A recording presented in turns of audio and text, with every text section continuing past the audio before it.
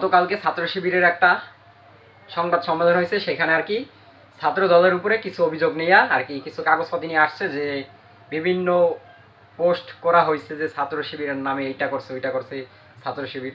তারপর হচ্ছে সব থেকে উপরের একটা পেজে ছিল হচ্ছে আপনার ছাত্র শিবিরের একজন মানে ওনাদের দলের কোনো একজন নেত্রীকে বলা হয়েছে গণধর্ষণ করা হবে। এটা নিয়ে আর কি প্রথম পেজের আর কি বর্ণনা দিতেছিলেন যে এই পেজ দিয়ে আর কি এইটা লেখা হয়েছে, এইটা আমরা আপনাদেরকে মানে এটা ফাইল হিসাবে ডকুমেন্ট করে দিয়ে দিব। তখন পাশে থাকা মেয়েটি আর কি নেত্রী যে কোনো একজন পদে আর কি আছে, উনি সঠিকভাবে জানি না, উনি বলতেছে আপনি যদি বলতে লজ্জা পান শরম পান তাহলে আমাকে দেন, আমি বলে দিই। মানে ধর্ষণের একটা বিষয়, পাশে যেহেতু মেয়ে বসা এর জন্য আর কি সেই জিনিসটা সে উচ্চারণ করতে চাইছিল না, এর জন্য আর কি সে এটা বলছে। তার পাশে থাকা মেয়ে সে কি বললো যে আপনি যদি লজ্জা শরম পান তাহলে বলেন, আমি সেটা উচ্চারণ করে দিই ভাষাটা।